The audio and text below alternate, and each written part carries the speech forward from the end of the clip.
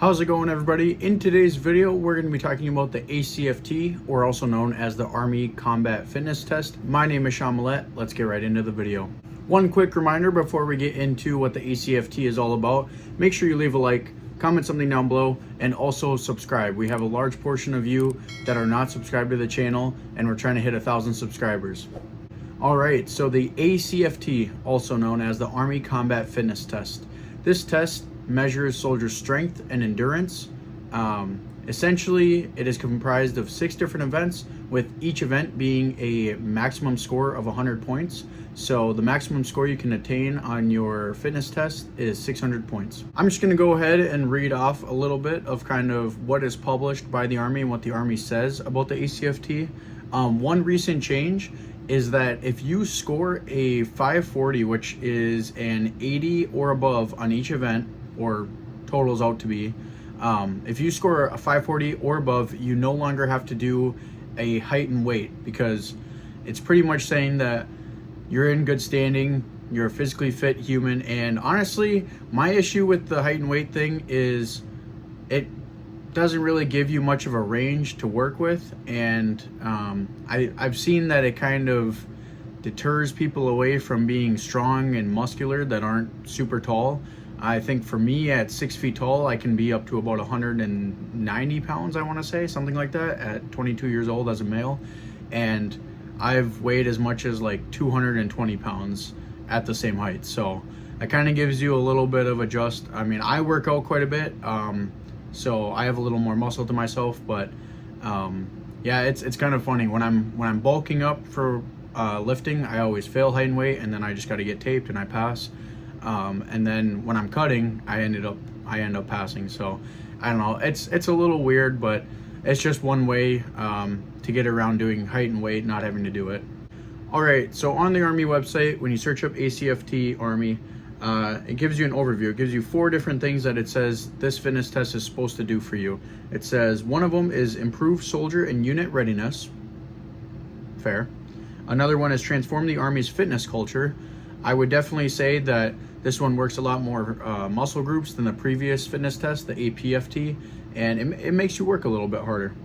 It also says it reduces preventable injuries, and I don't know how to say that word.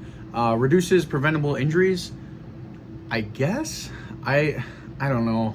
That's kind of a tough one, because realistically, you should be stretching, and that is injury prevention in itself. Doing a fitness test is not going to prevent you from injury. If you don't stretch or you don't train leading up to this event, I mean, you could go to an ACFT and get severely injured just for not training the way you're supposed to be training. So I wouldn't say that the test necessarily prevents you from any injuries. However, it definitely works some muscle groups that maybe most people aren't used to working in their everyday lives, especially just for reserves and National Guard people. So I guess I kind of see where they're going with that. However, it's more about preparation and it's more about the before and after to an ACFT. It's not really about the ACFT preventing injuries at all. Enhance mental toughness and stamina. This 100%. When you're running that 2 miles and you're gassed because you went all out on the sprint dray carry and all the other events, your mental toughness, I mean, it's tested, and your stamina. It's a tough one. It's a big mental battle, and I know a lot of people like to just do the bare minimum, so they'll drop out after finding out what the requirement is for them to hit. So that is definitely a very good point brought up. Also, something that has came up in recent years, when the ACFT was first brought up, there was a introduction of like a light, medium, and heavy class or something like that, and essentially based on your MOS determined what your scoring was for each event, I guess. So if you were a heavy MOS, like combat MOS, essentially you were held to a higher standard, and you had to do more. You had to have a further ball throw, you had to have a faster 2-mile run, basically better everything. And then if you're on if your MOS fell under that lighter scale, then you had to do like the least amount compared to the other MOSs. So I just want to put that out there, that was something that was first introduced when the ACFT came out, and since then On the National Guard side, I've heard nothing of it since then. So I don't know, just be aware that might be something that could come back in the future, but it's not in place currently. All right, so let's get into the 6 different events. We'll try and break it up here. The first one is a 3 repetition maximum deadlift, also known as MDL. You use a hex bar for this deadlift, not a straight bar, and so you're a little more condensed with the space that you have to work with because your legs have to fit inside of the hex bar. I guess the way I would go about this, I think you get, what do you get? You get 2 attempts, I think it is. You get 2 attempts. So usually you want to go with something like moderately heavy. In case you fail the second one, you want to, but something you know you can do 3 reps of. So usually kind of try to start somewhere in the middle, so that way, you know, you get a passing score for that event. If you know that you can handle a little more weight, start towards the heavier end. I think it's only 2. And then the second one, you can go even heavier if you pass the first one. And you kind of have to just go off of how you do on the first one. If you don't make it, you have to go lighter. But if you do get it, then you can go heavier and try for a better score. This one's a little tricky. Sometimes people don't always know that. You don't have unlimited chances, so use your best knowledge. I guess really the best thing to do is to do deadlifts to be better at this. Also use hex bar when you're deadlifting. I know a lot of people don't really use that too much, especially myself. So the best way to get better at something is to do it more often. And you know, even if that means just going to the gym a couple of times and trying out and seeing what weight works for you, then at least you know going into your fitness test kind of what to expect. All right, I'm not sure if this is in the correct order. Hopefully they have it in the correct order. I think they do here. Is the SPT, the standing power throw. That is where you have, I don't know the weight, probably about like a 5 to 10 pound medicine ball you throw over your head. Set my computer down real quick. So basically you have a medicine ball in both hands, and you kind of do this little squat down thing. You kind of like wind up. You can do, I think you can do a maximum of 3. You don't have to do 3 for that. And then basically you launch it back behind and over your head. The goal is distance wise, so you want to get it as far away from you as possible. So when you think kind of like, what do you call that? Physics. In terms of physics, you kind of want to think about it like from a bird's eye view, or from like an outside perspective of kind of that arc, that trajectory that the medicine ball is going to take. So I know a lot of people like to just huck it and toss it way up high, but if you think about that, if you go straight up, it's not going to go very far distance wise, and it's going to come straight back down. Whereas if you can get more of kind of like a perfect medium arc, where it's rising up over your head, not too high, not too low, and then it hits. That's where you're going to get the most distance out of. I've seen some other people do it real short, and then it literally like it goes over their head and it falls right behind them, and like you don't get much out of that. So trying to find a happy medium. You get 2 tries for this medicine ball throw. Big thing is a lot of people also get like some sort of like violation and an error, a DQ, I guess you would call it, because there's a line that you have to stand, I guess, in front of or behind of. Technically it would be you'd have to stand in front of the line. Well, it's behind the heels of your feet, and you throw it over, and sometimes people like use all their strength and stuff, and they start leaning, and then they step over that line. That throw is no good. So the biggest thing is don't do that by any means. You'd rather have a recorded score for both throws. So even if that means, you know, you gotta take another step forward just so you don't do that, by all means do that. Yeah, I don't know. I guess that's really more of kind of like a exertion of strength.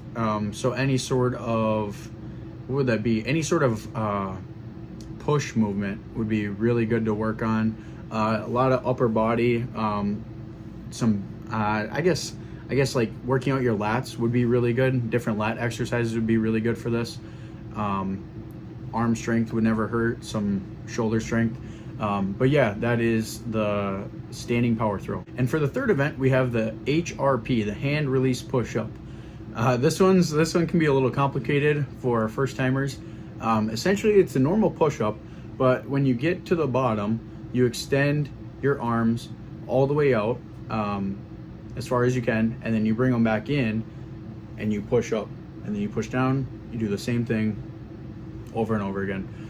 It really works your back. So again, any sort of back workout would definitely benefit any soldier doing this event. Well, I guess you do every event, so it doesn't even matter, but big lat workout here, definitely. Also arms, again. It's very tiring. Your muscles get fatigued very quickly, a lot more than they do when just doing normal push-ups. I really like this workout personally. It's a good burn for sure. But yeah, the biggest thing, and then you start like a normal push-up. Usually you would start kind of like at like a standing or like a plank type of position. This one you actually start where your chest is touching the ground, and you start by pushing up and then coming back down, extending your arms back in. So that's something that's a little different. So that's why I said it can be a little confusing for people who are brand new to the ACFT. On to event number 4 out of 6. This one can also be a little confusing. It is the sprint drag carry, the SDC. The sprint drag carry is a little complicated. So from my memory, you sprint down and back. I forgot the distance. It's probably like 20 yards roughly. You sprint down and back, and then what is it? Sprint. Then there's something in between each of them. I think then you come back. Yep, you grab the sled. It's got some weights on there. It's a weighted sled. It's got 2 little handles that you can pull, and you pull it running backwards. You bring it down and back again, and then that's the sprint, the drag, and then you do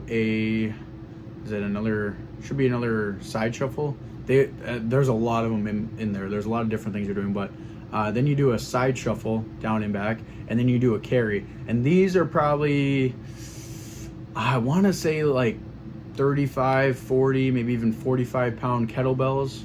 Probably 35 or 40, but they kill the legs, and you're working your legs this entire time. So having good legs, doing leg workouts is going to be very beneficial leading up to this. You're going to carry those kettlebells down and back. Try not to drop them. They'll hurt if you drop them on your feet or legs, and also try not to trip. I've seen some people trip throughout all portions of the sprint drag carry. And then after you go, you got to set the kettlebells down nicely. Make sure you cross the line every single time, or they will call you back on that. That was the carry portion, and then I think after that you sprint down and back again.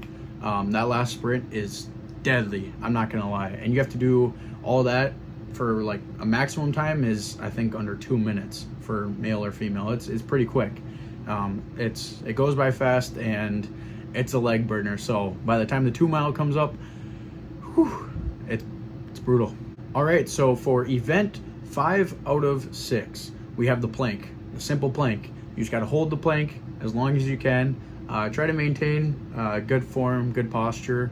It's only going to help you.